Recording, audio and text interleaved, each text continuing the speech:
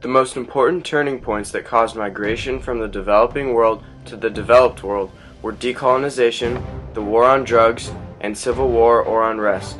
These turning points caused immigration that will create problems, but also have benefits for both host countries and the immigrants themselves. Decolonization was a major turning point where weaker governments took the place of former governments, causing internal push factors to coerce inhabitants of these countries to immigrate to the developed world with better governments. For example, once Britain decolonized India, there was no experience of a good government, and as a result, Indian Muslims and Hindus did not get along. This caused the Indian Muslims to immigrate out of India to Pakistan. A second example is the Middle East. Once France and Britain decolonized the Middle East, countries were fragmented due to the dividing done by France and Britain. This caused them to make unstable governments with dictators. Eventually, this caused people to want to move out of their countries because they needed to find work in an economy governed by a more stable government.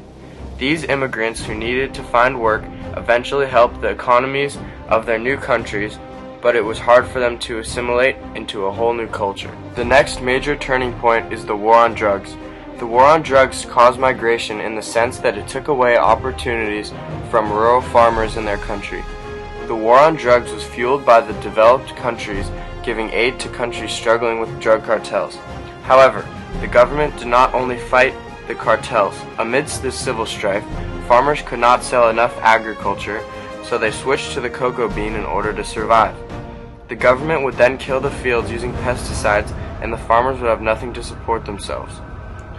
This caused rural workers to move to cities to find jobs and then move to developed countries. Since these cities were overcrowded and the wages weren't high, workers would migrate to a developed country for more opportunities. At the developed country, they could work to support themselves financially. The war on drugs forced rural farmers out of their farms and into cities, and developed nations by limiting opportunities of work.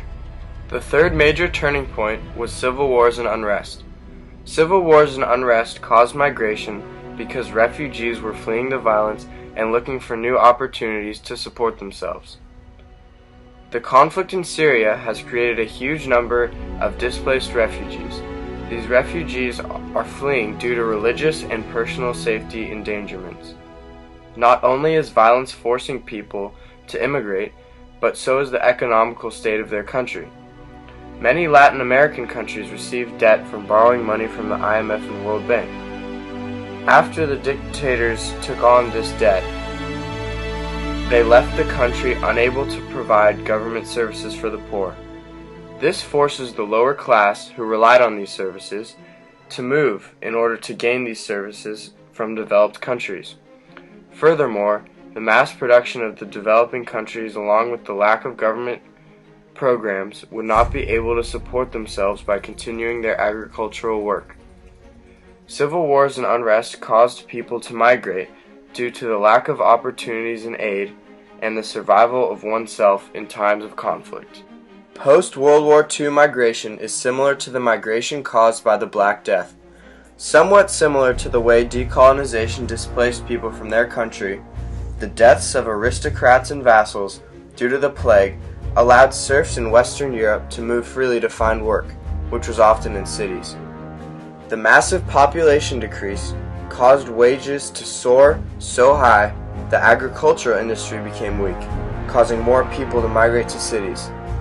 This movement is similar to the way developing countries allowed companies to weaken local farmers, forcing farmers to move to the cities to find work.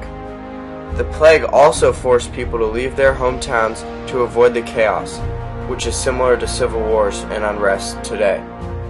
By avoiding the chaos, they were unintentionally spreading the disease, but causing migration nonetheless.